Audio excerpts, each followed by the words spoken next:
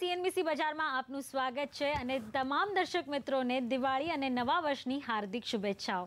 ત્યારે જ CNBC બજારોત્સવ ખાસ કરીને રિયલ એસ્ટેટ સ્પેશિયલમાં આજે હું નિશા આપનું સ્વાગત કરી રહી છું.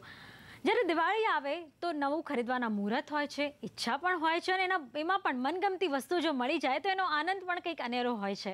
ત્યારે જ રિયલ એસ્ટેટ એક એવું સેક્ટર છે કે ઘર ખરીદવાનું સપનું તો દરેકનું હોય છે, પણ બજેટ જે રીતે દિવસે દિવસે ભાવ વધતા જાય છે, શું બજેટમાં ઘર છે કે નહીં અને ગત વર્ષની સરખામણીમાં હવે ઘર ખરીદવાનો સહી સમય છે કે નહીં, એની ચર્ચા સાથે હાજર છું નિશા. ત્યારે જ આગળ વધી આપણી સાથે ચર્ચામાં જોડાયા છે મેન્ડોરસ પાર્ટનર્સના ફાઉન્ડર અને પાર્ટનર નૌશાદ પંજવાણી, JLL ઇન્ડિયાના આસિસ્ટન્ટ વાઇસ પ્રેસિડેન્ટ જીગર મોતા અને DHFLના CEO હર્ષિલ મહેતા. તો આપણી ચર્ચાને આગળ વધારીએ. સૌપ્રથમ નૌશાદજી, આપથી જાણવા માંગીશ, કારણ કે દિવાળી આવે એટલે ઘર માટેના ઘણા મુહૂર્તો આવતા હોય છે અને એવામાં ઘણી બધી સેવિંગ બોનસ આવી જાય તો એમ થતું હોય છે કે ચાલો એક ઘર તો બુક કરી જ લઈએ, પણ ખરેખર ગત વર્ષની સરખામણીમાં આ વખતે ઘર લેવાનો સહી મુહૂર્ત છે? આપણે જોઈએ કે એન્ડ યુઝર છે એના માટે મારી એડવાઇસ હંમેશા એમ જ રહે છે કે જ્યારે તમે એક સ્ટડી માર્કેટમાં હો છો, સ્ટડી ઇકોનોમીમાં હો છો, ત્યારે અત્યારનો ટાઈમ બેસ્ટ ટાઈમ હોય છે. બિકોઝ તમારી પાસે રિસ્ક લેવાની કેપેસિટી નથી. જો ભાવ વધી ગયા તો તમારાથી આજનો ઓપોર્ચ્યુનિટી બી વયો જશે. જો તમને એવો એક ઓપોર્ચ્યુનિટી લાગતી હોય કે ભાવ ઘટવાના છે, એવા બધા તમને સાકેત મળતા હોય, એવા તમને એક ઇન્ડિકેશન મળતા હોય, તો જ વેઇટ કરવામાં ઇન્ટરેસ્ટ છે. અધરવાઇઝ તો આજની તારીખમાં લેવું ઇઝ ધ બેસ્ટ સોલ્યુશન. એમ કીધા પછી આપણે જોઈએ તો પ્રોપર્ટીના રેટ્સ છેલ્લા 2 થી 3 વર્ષમાં જે વધવા જોઈએ એવા વધ્યા નથી. અમુક એરિયામાં સ્ટેડી રહ્યા છે, અમુક એરિયામાં માર્જિનલી વધ્યા છે.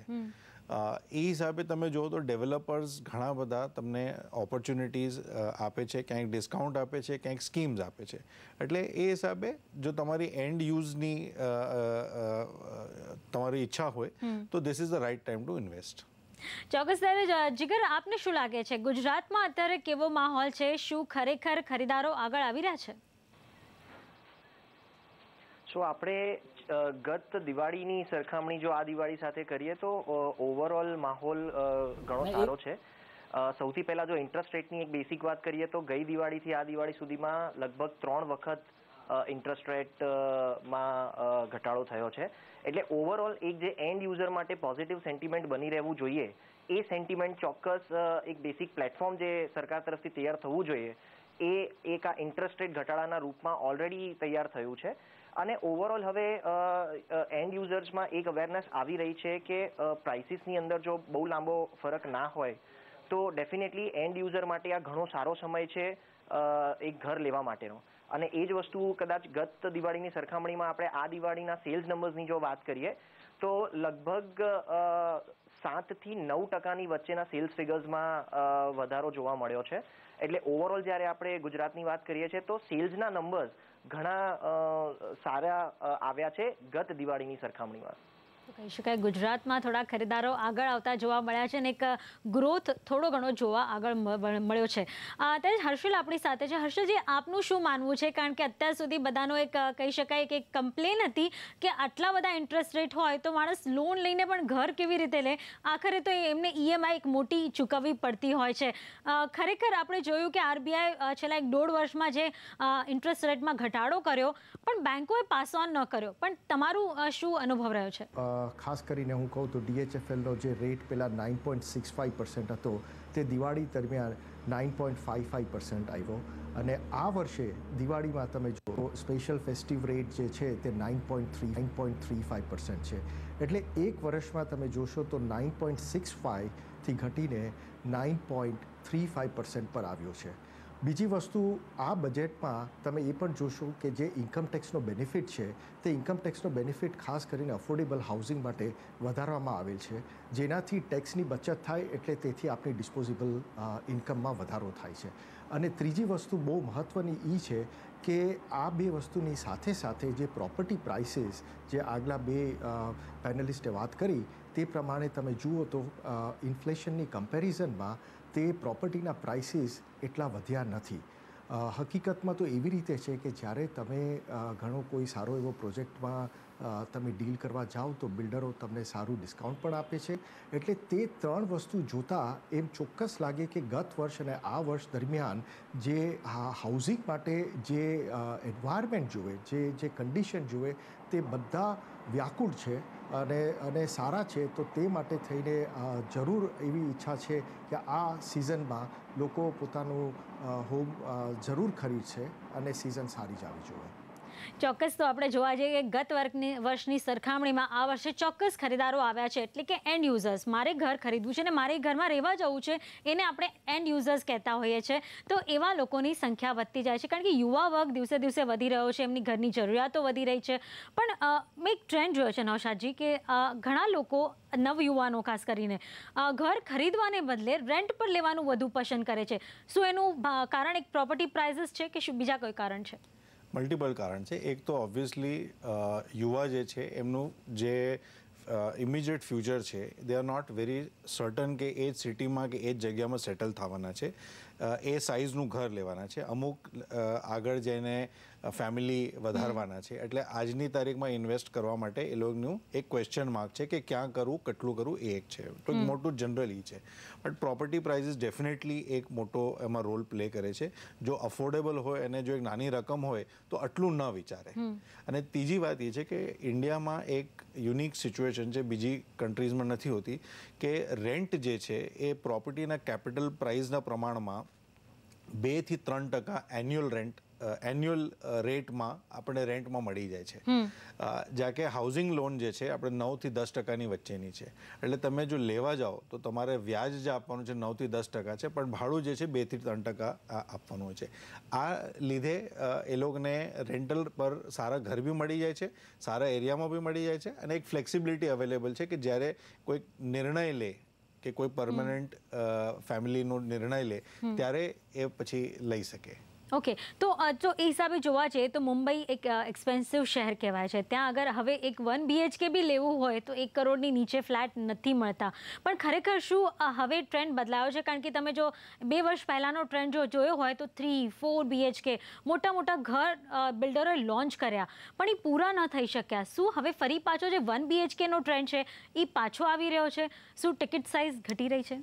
જો આપણે એક ચીજ તો સમજી લઈએ કે દરેક કન્ટ્રીમાં, એડવાન્સ કન્ટ્રીમાં, ડેવલપિંગ કન્ટ્રીમાં એક શહેર હોય છે જે મહાશહેર ગણાય છે અને ત્યાં પ્રોપર્ટીના રેટ્સ એકદમ વધારે હાઈ હોય. એટલે ઇન્ડિયામાં મુંબઈ એ એક સિટી છે. જેમ તમે બહાર જાઓ તો હોંગકોંગ છે, લંડન છે, પેરિસ છે, ટોક્યો છે, આ બધા સિટીમાં રિયલ એસ્ટેટ બહુ જ એક્સપેન્સિવ હોય છે. તો એ પ્રમાણે મુંબઈ ઇન્ડિયાનું એવું સિટી છે. હવે આ સિટીમાં એ જે એફોર્ડેબલ હાઉસીસ કે જે પબ્લિકને ઇઝી એક્સેસ થાય એવા હાઉસીસના 3 રસ્તા છે.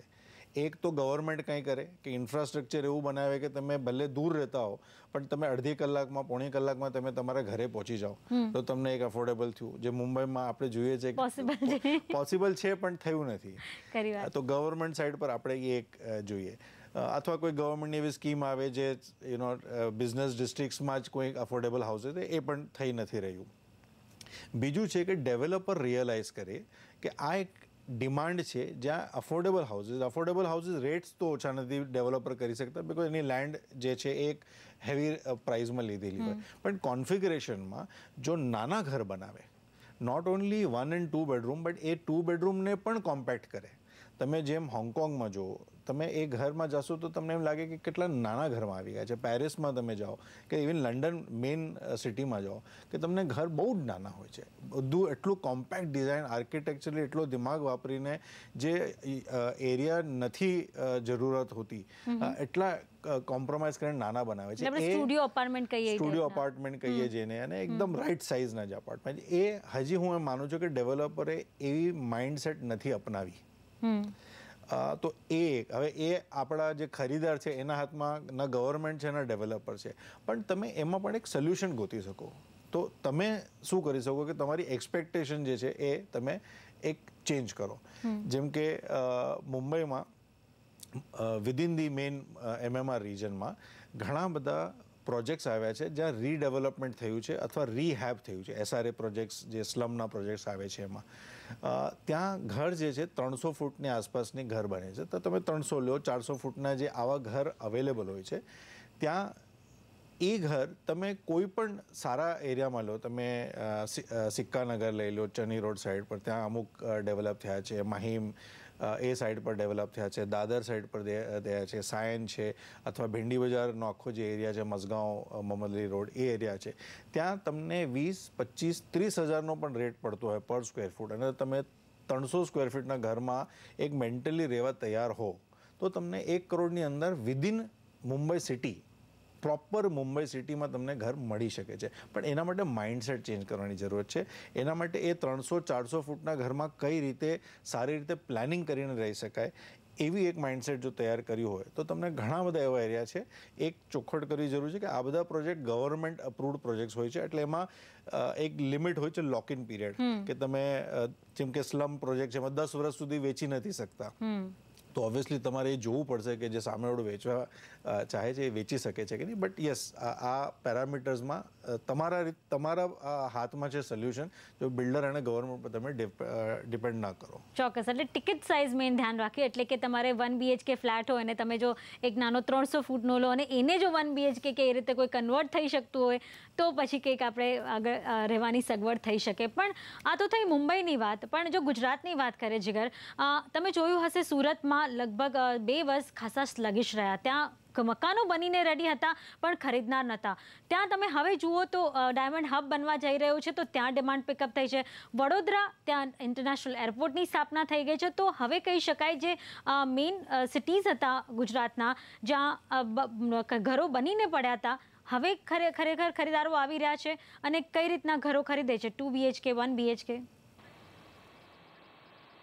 સો ઓવરઓલ આપણે જ્યારે એક માર્કેટ ડિમાન્ડની વાત કરીએ તો ઓવરઓલ દરેક માર્કેટની અંદર પોતપોતાના માર્કેટ સેગમેન્ટને અનુરૂપ થઈને ડિમાન્ડ રહેતી હોય છે. જેમ કે તમે કદાચ જો સુરતની વાત કરો તો સુરતની અંદર કદાચ ઓવરઓલ કેશ ફ્લો જેને આપણે કહીએ, ઓવરઓલ ઇકોનોમી એટલી વાઇબ્રન્ટ છે કે ત્યાં ઓવરઓલ ઓલવેઝ 3 બેડરૂમ 4 બેડરૂમની ડિમાન્ડ ઘણી હાઈ રહી હતી. પણ ઓવરઓલ જે પ્રમાણે રિયલ એસ્ટેટના પ્રાઇઝીસ હવે વધ્યા છે સુરત સિટીમાં, પણ એક ડિમાન્ડ 2 બેડરૂમની જે છે એ ઉપર આવી રહી છે. અને એક કોર્પોરેટનું જે ઓવરઓલ લક્ષ્ય હતું કે જે ઓવરઓલ પ્રેઝન્સ સુરત સિટીની અંદર વધારે કોર્પોરેટ્સની નહોતી, એ હવે ડે બાય ડે વધી રહી છે. એટલે એક કોર્પોરેટ્સના રડારની અંદર પણ સુરત સિટી આવ્યું છે. એના હિસાબે 2 બેડરૂમના જે ટ્રાન્સફરેબલ જોબવાળા લોકો આવતા હોય છે ટ્રાન્સફર થઈને અલગ અલગ સિટીઝમાંથી, એ લોકોની રિક્વાયરમેન્ટ એવરેજ 2 બેડરૂમની રહેતી હોય છે. એટલે એ ડિમાન્ડને જોઈને, એક એન્ડ યુઝરની ડિમાન્ડને જોઈને આ 2 બેડરૂમના અપાર્ટમેન્ટ્સ પણ હવે ઘણા મોટા પાયે કન્સ્ટ્રક્ટ થઈ રહ્યા છે. આપણે બરોડા અથવા અમદાવાદ જેવા શહેરની પ્રીડોમિનન્ટની વાત કરીએ તો આ જગ્યામાં રિયલ એસ્ટેટના પ્રાઇઝીસ છેલ્લા 5-7 વર્ષની અંદર એટલા બધા વધ્યા છે. એના કારણે આજે આ એન્ડ યુઝરની 2 બેડરૂમની ડિમાન્ડ ઘણી વધી છે. અમદાવાદમાં એક સ્પેસિફિક કોરિડોર છે જેને એક અફોર્ડેબલ હાઉસિંગ ઝોન તરીકે જ ડિક્લેર કરવામાં આવ્યો છે. એટલે જ્યારે આપણે SP રિંગ રોડ જે અમદાવાદની ફરતે 74 કિલોમીટરના રેડિયસમાં પથરાયેલો છે, એની જો આપણે વાત કરીએ તો એક આખો વિસ્તાર અફોર્ડેબલ હાઉસિંગ ઝોન તરીકે ડિક્લેર કરવામાં આવ્યો છે, જ્યાં એવરેજ 80 મીટરથી વધારેના અપાર્ટમેન્ટ કન્સ્ટ્રક્ટ ન થઈ શકે અને તમને 20% જેવું કમર્શિયલ કન્સ્ટ્રક્શનની પરમિશન મળી શકે. એટલે સરકારનો ઓવરઓલ જે ધ્યેય હતો હાઉસિંગ ફોર ઓલનો, એ કદાચ બહુ જ રેપિડલી ગુજરાત સરકારે એક્સેપ્ટ કરી અને એના નોર્મ્સ રેપિડલી બહાર પાડ્યા અને તેના કારણે આ ઝોનિંગ સિસ્ટમ જે છે એ તરત જ ઇમ્પ્લિમેન્ટ કરી દેવામાં આવી છે અને એના મુજબ ઘણું જ સારું કામ અત્યારે અફોર્ડેબલ હાઉસિંગમાં થઈ રહ્યું છે. ચોક્કસ કહી શકાય. જો પાછલા 1 વર્ષનો એક આપણે ચિતાર જોઈએ તો એમાં ખાસ કરીને જે ડાયમંડથી જોડાયેલા કે એ ક્ષેત્રથી જોડાયેલા જેટલા લોકો છે, ઘણા બધા મુંબઈથી સુરત કહી શકાય માઇગ્રેટ થયા છે. તો અહીંયા અગર 1 BHKમાં રહેતા હોય અથવા તો આપણે જો ટાઉનની વાત કરીએ તો 1 રૂમ કિચનમાં રહેતા લોકો સુરત બાજુ કે વડોદરા બાજુ જો શિફ્ટ થયા હોય તો કદાચ 2 BHK માટે વધારે પ્રિફર કરશે અને ત્યાં લોકો લેતા થયા છે. આ એક ચેન્જ અત્યારે પાછલા 1 વર્ષમાં જોવા મળ્યો છે. ત્યારે હર્ષલજી આપથી જાણવા માંગીશ, કારણ કે અત્યાર સુધી આપણે જોતા હતા મુખ્ય શહેરો જે છે ગુજરાતના કે મહારાષ્ટ્રના, ત્યાં વધારે લોકો ઘર ખરીદતા હતા. પણ તમારા ત્યાં કયા સિટીમાં ગ્રોથ જોવા મળી રહ્યો છે, કયા સેગમેન્ટમાં ગ્રોથ જોવા મળી રહ્યો છે?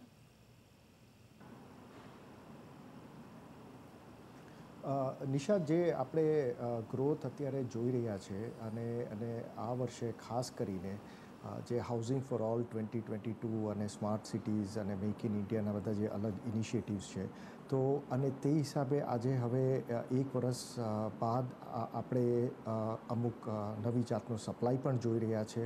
અને જે અમને જે વધારે ગ્રોથ દેખાય છે, જે આપણે ઇન્ડસ્ટ્રીયલાઇઝ સ્ટેટ્સ જેને કહીએ કે જે હેવીલી મેન્યુફેક્ચરિંગ ઉપર ડિપેન્ડન્ટ છે, જેવા કે મહારાષ્ટ્ર છે, ગુજરાત છે, સધર્ન સ્ટેટ્સમાં જેમ તામિલનાડુ છે, કર્ણાટકા છે, તો તેવા રાજ્યોમાં જ્યાં મેન્યુફેક્ચરિંગ સેટઅપ્સ છે અને થઈ રહ્યા છે, તો એના આઉટસ્કર્ટ્સમાં અને તેની આજુબાજુમાં ઘણી જ એક્ટિવિટીઝ દેખાય છે. અને હમણાં જેમ વાત કરી તે પ્રમાણે ડાયમંડનું જે સુરતમાં છે, ખરેખર તે વાત સાચી છે, કારણ કે અમે પોતે અમારો પોતાનો તે અનુભવ છે કે સુરતમાં છે કે બરોડામાં છે, ત્યાં આગળ ઘણી જ હોમ લોનની ડિમાન્ડ છે.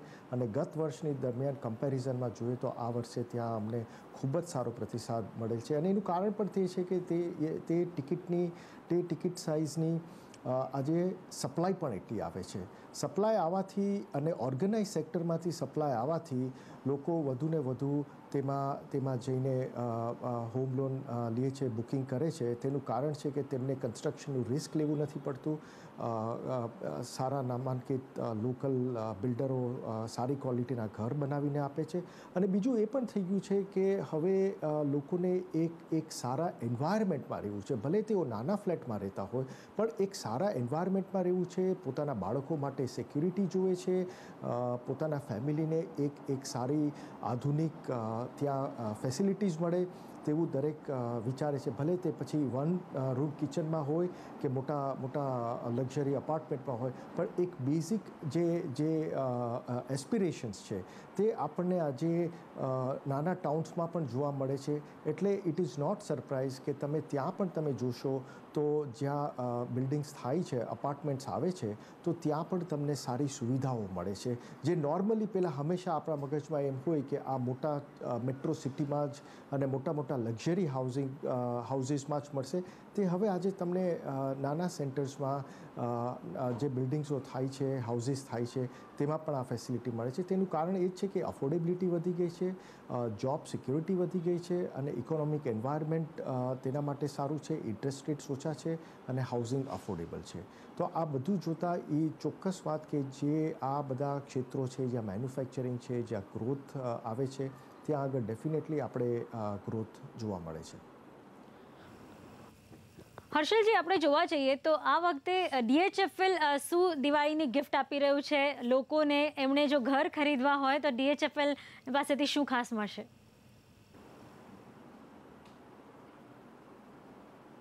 આ વર્ષે તમે જોશો તો દિવાળીની ગિફ્ટ અમે તો નવરાત્રિમાં જ આપી દીધી હતી. જે ઇન્ટરેસ્ટ રેટ્સ અમારો છે તે કદાચ અમે સૌથી પહેલી હાઉસિંગ ફિનાન્સ કંપની NBFC હશું જેમને રેટ ઘટાડી 9.55 જે લોએસ્ટ રેટ હતો તે ઘટાડીને હવે 9.35% કરી નાખ્યો છે. અને તે દરેક નવા કસ્ટમર જે હોમ લોન અફોર્ડેબલ હાઉસિંગમાં રહેશે તેમને આ રેટ 9.35%નો ફેસ્ટિવ ઓફર આપવામાં આવેલ છે DHFL તરફથી. સાથે જ જે ગ્રોથની આપણે ચર્ચા કરી, આવનાર દિવસોમાં તમે ક્યાં ગ્રોથ જોઈ રહ્યા છો? કારણ કે હવે ડિમાન્ડ પિકઅપ થશે તમને લાગે છે આગળ, તો કયા સિટીઝને તમે વધારે ફોકસ કરી રહ્યા છો?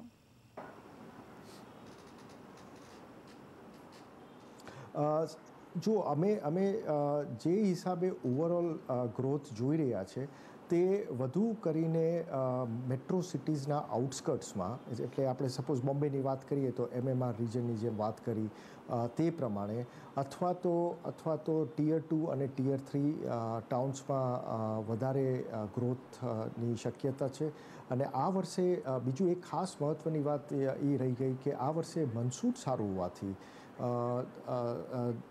જે લોકોની સેન્ટિમેન્ટ્સ છે તે લોકોના સેન્ટિમેન્ટ્સ પોઝિટિવ છે. અને ઘણી વખત ઇકોનોમી અને પોતાના બિઝનેસ સાથે મનસૂન સાથે કનેક્શન ન હોય, પણ એક સારા મનસૂનના હિસાબે એક સેન્ટિમેન્ટ હંમેશા પોઝિટિવ રહ્યું છે. અને આ વર્ષે તે પોઝિટિવ સેન્ટિમેન્ટ અમને ચોક્કસપણે દેખાય છે.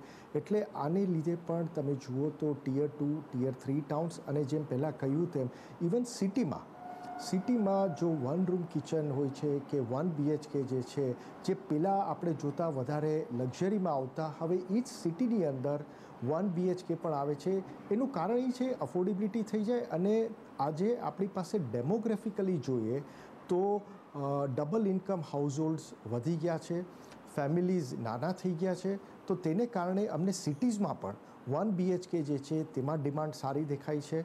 એટલે અક્રોસ ટિયર 2, ટિયર 3, આઉટસ્કર્ટ્સ અને ટિકિટ સાઇઝની સાથે ડેફિનેટલી પોઝિટિવ કોરિલેશન છે, અને ત્યાંથી ગ્રોથ આવવાની શક્યતા સારી છે, અને તેના અણસારો પણ આ સિઝનમાં અમને ચોક્કસપણે દેખાય છે. ઓકે નૌશાદજી, આપણને જો ઘર લેવું છે અને એવી મુંબઈમાં, તો ક્યાં ઘર મળી શકશે? કારણ કે આપણે જોઈ રહ્યા છે જે મુખ્યત્વે અમુક સિટીઝ જે છે, જે પહેલાં અંધેરી સુધી સબબ કહેવાતું હવે દહીસર સુધી એક્સટેન્ડ થઈ ગયું છે. અહીંયા તમે કલ્યાણ સુધી જુઓ, ઘર આપણને કદાચ કહેવાય કે ગજવાની બહાર નીકળી જતા હોય છે. પણ જો ખરેખર 1 કરોડની અંદર મારે ઘર લેવું હોય તો મુંબઈમાં ક્યાં પોસિબલ છે? જો જેમ આપણે વાત કરી કે ડેવલપરે રિસ્પોન્ડ કરવાની જરૂર છે, એમાં એક એક્ઝામ્પલ એવું ધ્યાન કે DN નગર, જે અત્યારે અપર જૂના નામથી ગણાય છે, ત્યાં આપણે એડવર્ટિઝમેન્ટ જોઈએ તો કોઈક ડેવલપર્સ છે જે અંડર 1 કરોડમાં 1 બેડરૂમ આપી રહ્યા છે, અને એ પ્રોજેક્ટ ઘણો જ સક્સેસફુલ પ્રોજેક્ટ રહ્યો છે એવું મારી સમજમાં એવું છે. હવે આ સક્સેસ જોઈને હું માનું છું કે એ જ ડેવલપર બીજા પ્રોજેક્ટ લોન્ચ બી કરશે, અને એમનું સક્સેસ જોઈને બીજા ડેવલપર પણ લોન્ચ કરશે. હવે આ લોકોએ કઈ રીતે મેનેજ કર્યું છે કે જે સાઇઝ જે છે 1 બેડરૂમની, જે અલ્ટ્રા લક્ઝરી પ્રીમિયમ મોટા જે બનાવતા હતા એ નાનું કરી અને એમ્યુનિટીઝને એ પ્રમાણે જે એક્સ્ટ્રા જે ચાર્જ કરતા હોય છે એ ન કરીને એક અફોર્ડેબલ રેન્જમાં આપ્યું છે. તો એક તો ડેવલપર્સ રિસ્પોન્ડ કરશે, હું એવું માનું છું. બીજું એવું છે કે જેમ કનેક્ટિવિટી આપણે જોઈએ છે કે મુંબઈમાં ઇશ્યુ હતો કે નોર્થ સાઉથ કનેક્ટિવિટી ઠીકઠાક જ હતી, રેલવે સ્ટેશન્સ ને બધું ટ્રેક્સ જતા. ઈસ્ટ વેસ્ટ કનેક્ટિવિટી એક પ્રોબ્લેમ હતો. હવે તમે જો તો right from Bandra right up to Thane and Kalyan east west connectivity બહુ જ સરસ થતી જાય છે. જેમ કે આપણે જોયા Andheri Kurla road, Jogeshwari Vikhroli road, Santacruz Chembur link road, આ બધા જે લિંક રોડ બનતા જાય છે, જેના લીધે એની અંદરના જે લોક્ડ એરિયા હતા, જે નાઈધર ઈસ્ટમાં ના વેસ્ટમાં ગણાતા, જેમ કે મરોલ છે કે સાકીનાકા છે, આ બધા એરિયા સારા એવા ડેવલપ થાય છે, અને ત્યાં સારા પ્રોજેક્ટ્સ પણ લોન્ચ થાય છે. તો હું માનું છું કે ઘણા બધા વિધિન ધ સિટી આવા લેન્ડ જે છે એ જે હવે ખાસ કરીને મેટ્રો સાથે કનેક્ટ થઈ ગયા છે. તો ત્યારે જ આપણે જ્યારે ઘર લેવાની વાત કરીએ છીએ તો મુંબઈમાં હાલ એક ટ્રેન્ડ જોવા મળી રહ્યો છે. ભાવો તો આસમાન આંબી રહ્યા છે, એમાં તો કોઈ ઘટાડો આવી જ નથી રહ્યો, પણ ઓફર્સ ઘણી બધી, ઓફર્સનો વરસાદ થઈ રહ્યો છે. તમે જુઓ તો કોઈ ગાડી આપી રહ્યું છે, કોઈ ફ્લોર રાઇઝ ઓછું કરી રહ્યું છે, કોઈ એક પાર્કિંગ લો તો 2 ગાડી આપી રહ્યું છે, અથવા એક ગાડી સાથે 2 પાર્કિંગ આપી રહ્યું છે. ઘણી બધી એટલી ઓફર્સ છે. તો એક અગર એન્ડ યુઝર્સ ખરીદવા પણ માગે તો એણે કઈ રીતની ઓફર્સને ચૂઝ કરવી જોઈએ? કારણ કે ઘણા બધા પેમેન્ટ ઓપ્શન્સ પણ છે કે જે અત્યારે 5% ભરો અને બાકીના તમે જ્યારે ઘર તમારા હાથમાં આવે ત્યારે લો. એવી ઘણી બધી ફાઇનાન્સની પણ ઓફર્સ આવે છે, પણ રાઇટ ઓપ્શન ચૂઝ કરવા કઈ રીતે? ફર્સ્ટ એન્ડ ફોરમોસ્ટ તો એક તમે પ્રોજેક્ટમાં ઇન્વેસ્ટ કરો છો તો સૌથી પહેલાં સેફટી જોવાની છે. તો જે પ્રોજેક્ટ હજી સ્ટાર્ટ નથી થયું, જે એકદમ બેસિક લેવલ પર છે, ત્યાં તમને સૌથી વધારે ઓફર્સ મળશે કે હમણાં 5% આપો પછી બીજા આપો. એટલે તમારે એક ડેવલપરનું ડ્યુ ડિલિજન્સ કરવાની જરૂર છે કે એ ડેવલપરને તમે ટ્રસ્ટ કરી શકો કે નહીં, કે જો 5-10% આપો ને પ્રોજેક્ટ ના આગળ વધે. તો ફર્સ્ટ એન્ડ ફોરમોસ્ટ તમે વે કરવા માટે તો જો સારો ડેવલપર હોય, એસ્ટાબ્લિશ ટ્રેક રેકોર્ડ હોય અને સારા પ્રોજેક્ટ કર્યા હોય તો પછી ઓફર્સ લેવામાં કોઈ પ્રોબ્લેમ નથી. ઓફર્સ કેવા લેવા જેવી તમારી જરૂરત છે. જો તમારે ગાડી લેવાની ઈચ્છા હતી તો આની અંદર તમને ગાડી ફ્રી મળે છે તો તમારું એ થઈ ગયું. જો તમારી પાસે ગાડી ઓલરેડી છે, પાર્કિંગ ફ્રી આપે છે, એનું તો તમારે ઇવેલ્યુએટ કરવાનું છે તમારી કઈ હિસાબની જરૂરત છે. જો તમારી પાસે કેશ ડાઉન હોય, તમારી પાસે હાથમાં રોકડા હોય, તમે આપવા માગતા હો અને એને બદલે તમને જો સારું ડિસ્કાઉન્ટ મળતો હોય, that's the best discount, because તમારા પૈસા બચે છે. બીજા બધા જે છે કોઈ પણ રીતે તમને ભરવું તો પડવાનું જ છે. તમે જો એક્સટેન્ડેડ પેમેન્ટ લેશો તો તમે એમાં વ્યાજ ભલે ચાર્જ નથી કરતા, પણ એ પ્રાઇઝમાં એવી રીતે રેટ હાઇક થઈ જાય છે કે વ્યાજ જેટલું જ કદાચ વ્યાજ કરતાં વધારે થઈ જતું હોય છે. એટલે થોડુંક એ ઇવેલ્યુએટ કરવાની જરૂરત છે. રિસ્ક અને રિવોર્ડ બંને સાથે સાથે જાય. પણ સૌથી બેસ્ટ છે જો ડિસ્કાઉન્ટ કેશમાં મળતું હોય, કે પ્રાઇસ નીચે આવતી હોય તો. અને હું માનું છું કે એ પણ પોસિબલ છે. જો તમે ચેકબુક લઈને એકચ્યુઅલ ડેવલપર સાથે બેસો અને કહો મને કોઈ ઓફર નથી જોતી, તો કેટલા કેશ ડાઉન ઓછા કરે છે આઈ થિંક એવી પોસિબિલિટી છે. પણ તો એની સામે શું ડેવલપર ક્યાંક ને ક્યાંક ડિસ્કાઉન્ટ ના આપી શકે, ભાવમાં જ ઘટાડો ના કરી શકે આ બધી ઓફર્સ આપવા કરતાં? કારણ કે કોઈક એન્ડ યુઝર્સ હશે જેને આ ઓફર્સ ગમતી હશે, પણ કોઈ હશે જેને નહીં ગમતી હોય, તો એના કરતાં ભાવ ઘટાડે તો શું વાંધો છે? ડેવલપર્સના પોતાના એક લિમિટેશન્સ હોય છે. એક એમને પણ કોઈ ઇન્વેસ્ટર સાથે અથવા બેંક સાથે ટાઈઅપ કર્યું હોય છે, જ્યાંથી ફંડ લીધો હોય છે અને ત્યાં કમિટમેન્ટ કર્યું છે કે આ ભાવની નીચે હું નહીં વેચું, બરાબર. ઇન્વેસ્ટરને કમિટમેન્ટ તો કરવું પડે કે રેટ અહીંયા સુધી લઈ જાય, તો એક એમના એ કમિટમેન્ટ હોય છે. બીજું, આ ટ્રેન્ડ મેં ઘણા ડેવલપર્સે પર્સનલી બેસીને ડિસ્કસ કર્યું છે. એમાં તમે રેટ MRP તો કોઈ છે નહીં, બરાબર. દરેક બિલ્ડરના દરેક રેટ એરિયામાં અલગ અલગ રેટ હોય છે, એટલે અને બાજુમાં 2 પ્રોજેક્ટ હોય ને 2 અલગ અલગ રેટ, તો કોઈ MRP તો છે નહીં, એટલે એ જે બિલ્ડર રેટ લગાડે.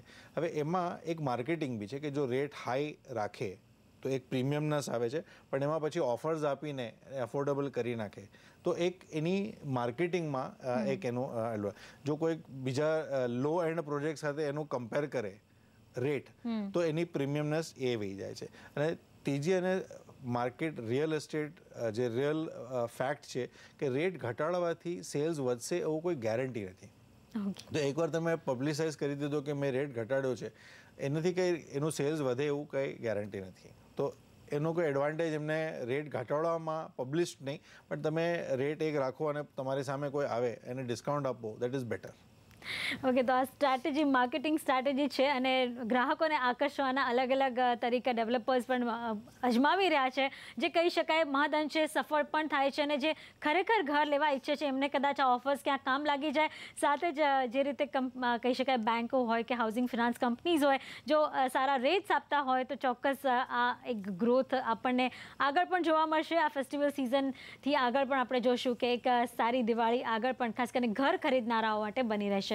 ત્યારે જ આપ સૌનો ખૂબ ખૂબ આભાર અમારી સાથે આ ચર્ચામાં જોડાયા અને ખાસ કરીને દિવાળી સ્પેશિયલમાં આ ચર્ચા થઈ. આપ સૌનો ખૂબ ખૂબ આભાર.